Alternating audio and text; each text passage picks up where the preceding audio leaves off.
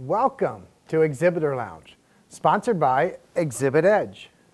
I'm your host and your trade show mixologist, Michael Gray. Here each week you receive simple, practical, and proven tips to improve your trade show marketing strategy and get better results while maximizing your budget. Drayage costs, in my opinion, which I'm sure others share, are as confusing as paying taxes. Every show and show city has its own rules, and you have to read all the fine print to make sure you don't overlook something that can have a big cost consequence. I mean, you've heard the terms and know how confusing they are. How well do you follow stuff like advanced, direct, special handling, mixed loads, crated, loose, minimum weights, small packages, undocumented deliveries, off-target, zone shipments, constricted space, stacked shipments, mixed loads, straight time, overtime, forced freight, marshaling yards, waiting time, fuel surcharges, and the list just goes on and on. I mean, no wonder exhibitors question drayage, since it is such a subjective cost that is hard to calculate and budget from show to show. Now, we talked about what drayage is already, so let's look at how it is charged and some cost-saving techniques. Drayage is charged by weight. The standard method is to charge a base fee for each 100 pounds of freight sent to the show. If a shipment weighs 117 pounds, you will be charged a rounded up weight of 200 pounds, as drayage is charged in 100-pound increments. The weight going into the show is used as the charged weight for all drayage calculations, as it is always the heaviest of weights. Your shipment weight divided by 100 is multiplied by the drayage rate. This is the number most people use to budget. The problem is that you are using the lowest possible cost. So your first tip is to use a median drayage figure for budgeting, not the lowest.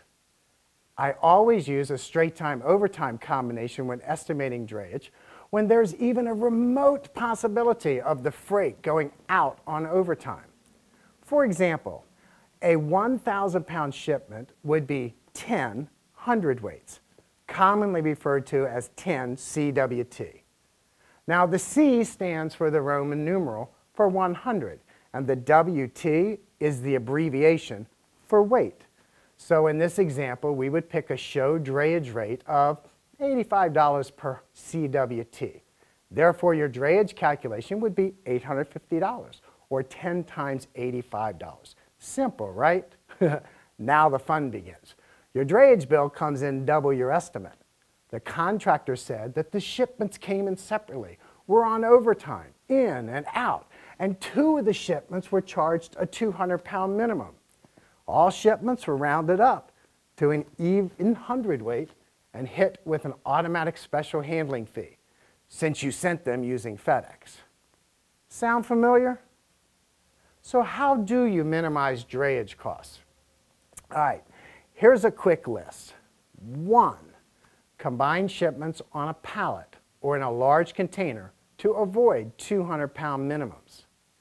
2, use a shipping company or a display house that has proper documentation and certified weight tickets to avoid special handling costs.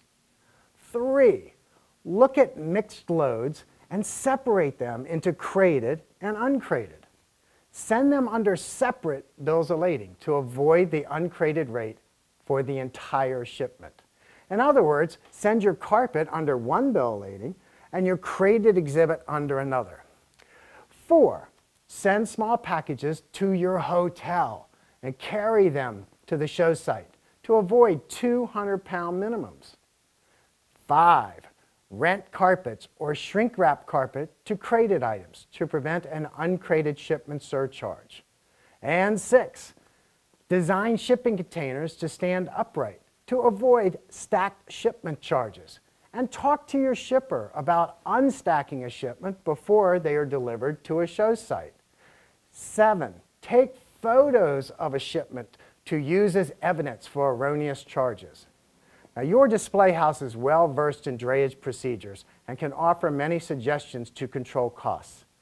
As always, please respond with your questions or comments and let others know about exhibitorlounge.com. We'll see you next week. Until then, I'm your host, Michael Gray, telling you, relax in the Exhibitor Lounge.